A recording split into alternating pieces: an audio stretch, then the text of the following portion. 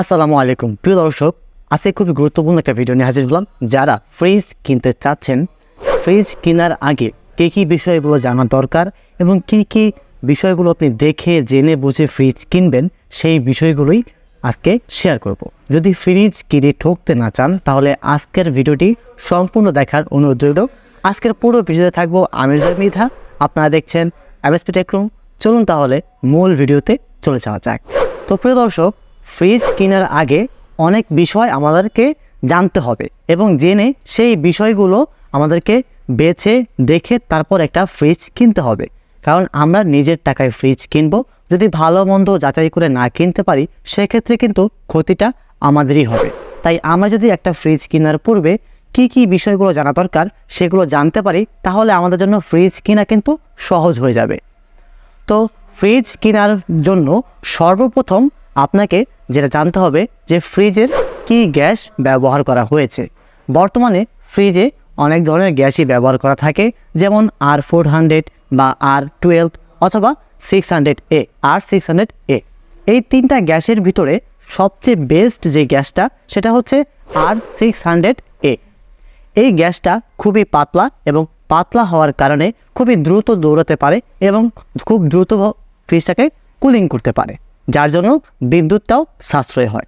খুব দ্রুত কুলিং যখন হয় তখন কিন্তু ফ্রিজের কম্প্রেসারটাও দ্রুত অটো হয় এবং বিদ্যুৎ সাশ্রয় করে, এবং এই গ্যাসটা কিন্তু বিদ্যুৎ সাশ্রয়ী এবং পরিবেশ বান্ধব। নাম্বার দুই হচ্ছে ফ্রিজটা যখন আপনি কিনতে যাবেন জিজ্ঞাসা করবেন যে ফ্রিজের যে কম্প্রেসার রয়েছে এই কম্প্রেসারের ভিতরে একটা কয়েল থাকে। এই কয়েলটা দুই ধরনের হয়ে থাকে, একটা হচ্ছে কপার কয়েল, একটা হচ্ছে অ্যালুমিনিয়ামের কয়েল। যেই কম্প্রেসারের ভিতরে অ্যালুমিনিয়ামের কয়েল রয়েছে সেটা তুলনামূলকভাবে আপনার লাস্টিং কম করবে এবং বিদ্যুৎ বিল বেশি আসবে, এবং যেই কম্প্রেসারে কনডেন্সার কপার রয়েছে সেই ফ্রিজের বিদ্যুৎ বিল কম আসবে এবং লাস্টিংও অনেক বেশি হবে। এখন হয়তো অনেকেই বলতে পারেন যে কম্প্রেসারের ভিতরে কম্প্রেসারের ভিতরে যে কনডেন্সার থাকে সেটা কি কপার নাকি অ্যালুমিনিয়াম, সেটা কীভাবে জানবো? কারণ কম্প্রেসার তো ভিতরে কিছু দেখা যায় না। এটা জানতে হলে আপনি ফ্রিজের যেই ফ্রিজটি কিনতে যাচ্ছেন সেই ফ্রিজের মডেল নাম্বারটা লিখে গুগলে সার্চ করলেই সেই মডেলের ফ্রিজের সম্পূর্ণ বিস্তারিত কিন্তু আপনি পেয়ে যাবেন, যে সেখানে কী ব্যবহার করা হয়েছে, কী কনডেন্সার, কী কপার, সব কিছুই পেয়ে যাবেন। নাম্বার তিনে হয়েছে ফ্রিজের কপার মানে কনডেন্সার, যে কনডেন্সার দিয়ে গ্যাসগুলো আদান প্রদান হয়। এই কনডেন্সারও দুই ধরনের হয়ে থাকে, একটা হচ্ছে কপার কনডেন্সার, একটা হচ্ছে অ্যালুমিনিয়ামের কনডেন্সার।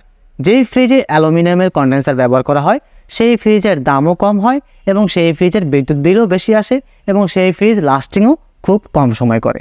আর যেই ফ্রিজে ফুল কপার ব্যবহার করা হয় সেই ফ্রিজটা লাস্টিংও বেশি করে, সেই ফ্রিজে বিদ্যুৎ বিলও কম আসে এবং সেই ফ্রিজটার দামও একটু বেশি হয়। প্রিয় দর্শক, মনে রাখবেন কম টাকায় কখনোই ভালো জিনিস তৈরি করা সম্ভব না এবং কম টাকায় কখনো ভালো জিনিস আপনি কিনতেও পারবেন না। তো এই হচ্ছে কনডেন্সারের বিষয়টা। সেই কনডেন্সারটাও কিভাবে কপার নাকি অ্যালুমিনিয়ামের সেটা আপনারা এখন দেখতে পাচ্ছেন। এই যে দেখতে পাচ্ছেন এই যে পাইপটা, এটা হচ্ছে আপনার কম্প্রেসার থেকে কনডেন্সার লাইনটা গিয়েছে। এটা যদি তামার থাকে, এরকম কালার থাকে গোল্ডেন কালার, তাহলে বুঝতে হবে যে এটা ফ্রিজের কনডেন্সারগুলো সম্পূর্ণ কপার। আর এটা যদি অ্যালুমিনিয়ামের থাকে তাহলে কিন্তু আপনার বুঝতে হবে যে এটা ফ্রিজের ভিতরে সম্পূর্ণ অ্যালুমিনিয়ামের কপার ব্যবহার করা হয়েছে।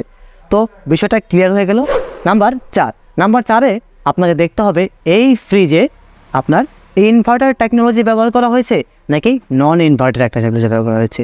এখানে আরেকটি প্রশ্ন হচ্ছে, যদি আপনার বাজেট বেশি থাকে তাহলে আপনি ইনভার্টার টেকনোলজি ফ্রিজ কিনতে পারেন, এতে করে আপনার বিদ্যুৎ আরও সাশ্রয় হবে। যদি বাজেট কম থাকে তাহলে R600 গ্যাস এবং কপার আলা ফ্রিজ আপনি কিনতে পারেন, কোনো সমস্যা নেই। নাম্বার 5-এ হচ্ছে ফ্রিজের যেই ম্যাটেরিয়ালসগুলো রয়েছে সেগুলো কি অ্যাসেসের তৈরি নাকি আপনার লোহার তৈরি, সেখানে অ্যাসেস রং করা, এটা কিন্তু ভালোভাবে দেখে নিতে হবে। কারণ যদি বডি যদি আপনার লোহা হয় বা শিট হয় সেক্ষেত্রে কিন্তু ওখানে রং করা থাকলেও নেক্সট টাইম বা পরবর্তীতে যে কোনো এক সময় সেই রঙগুলো ফেটে যাবে এবং আপনার ফ্রিজ জং ধরা শুরু করবে। তো এই বিষয়টা আপনি কীভাবে এড়াবেন সেটা হচ্ছে, আপনি যখন ফ্রিজ কিনতে যাবেন সেক্ষেত্রে চেষ্টা করবেন গ্লাস ডোর ফ্রিজ কেনার জন্য। বর্তমানে কিন্তু অনেক ফ্রিজ রয়েছে যেগুলো গ্লাস ডোর, তো গ্লাস ডোর হওয়ার কারণে ফ্রিজের কিন্তু সেখানে পানি বা কোনো স্কেচ পড়ে না, পানি লাগলে জং ধরবে না। এবং দেখবেন যে গ্লাস ডোরের পাশাপাশি ফ্রিজের বডি কি প্লাস্টিক ল্যামিনেশন করা আছে কিনা। যদি প্লাস্টিক ল্যামিনেশন করা থাকে তাহলে কিন্তু সেই বডিতে কোনোভাবেই বা জং ধরে না বা নষ্ট হয় না। তো এই বিষয়গুলো কিন্তু মাথায় রাখতে হবে। চতুর্থত যে বিষয়টা সেটা হচ্ছে ফ্রিজে বিল্ট ইন স্টেবিলাইজার আছে কিনা বা এই ফ্রিজটা স্টেবিলাইজার লাগবে কিনা। বর্তমানে বাজারে অনেক ফ্রিজ রয়েছে যেখানে বিল্ট ইন স্টেবিলাইজার থাকে কিংবা সেখানে অটো স্টেবিলাইজার সিস্টেম করা থাকে, যেখানে আর আপনাকে এক্সট্রা করে স্টেবিলাইজার কিনতে হয় না। তো এই বিষয়টাও মাথায় রাখবেন। তারপরে হচ্ছে ফ্রিজটা কত ভোল্টেজে রান করে। আমরা কিন্তু বাসায় অনেকজনের এরিয়াতে কারেন্টের ভোল্টেজ কিন্তু আপ ডাউন করে। সেক্ষেত্রে কিন্তু যদি আপনার ভোল্টেজ ওঠানামা করে বা লো ভোল্টেজ থাকে, সেক্ষেত্রে কি ফ্রিজ চলবে কি না এই বিষয়টাও আপনার জানতে হবে।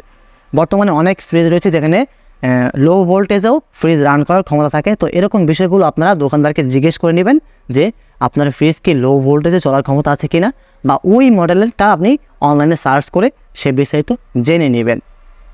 তারপরে হচ্ছে আপনার ফ্রিজের কালার, আপনার ডিজাইন, এইসব বিষয় তো আপনার নিজের ব্যক্তিগত ব্যাপার, আপনি কোন ডিজাইন কোন কালার নেবেন।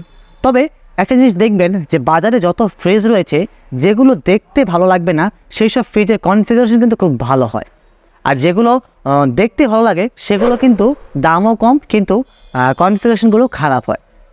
তো এই বিষয়গুলো যদি আপনি জেনে বুঝে ফ্রিজগুলো কিনেন তাহলে কিন্তু কখনোই ঠকবেন না। আরেকটা বিষয় লক্ষ্য রাখবেন যে এখন বর্তমানে অনেক ফ্রিজের কম প্রেশারের উপরে একটা পার্টি থাকে এবং সেখানে একটা এক্সট্রা কয়েল থাকে।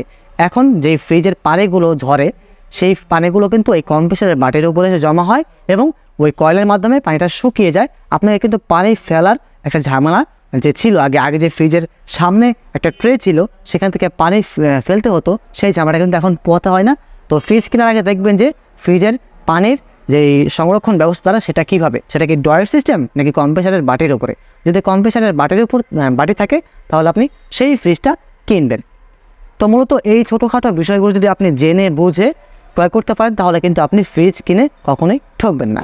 তো প্রিয় দর্শক, এই বিষয়গুলো যদি আপনি জেনে বুঝে ফ্রিজ কিনতেন তাহলে কখনোই ঠকবেন না।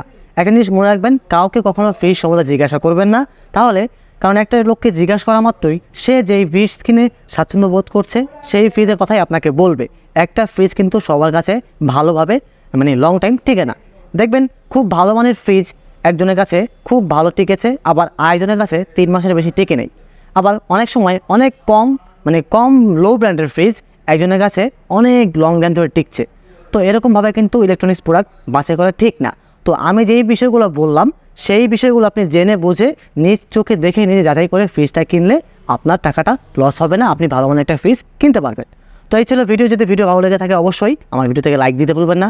আর চ্যানেলটি যদি এখনও সাবস্ক্রাইব না করে থাকেন তাহলে দ্রুত সাবস্ক্রাইব করে পাশে থাকা বেল আইকনটি ক্লিক করতে পারবেন না। দেখা হবে নেক্সট কোনো ভিডিও নিয়ে। সে পর্যন্ত ভালো থাকবেন, সুস্থ থাকবেন। আসসালামু আলাইকুম।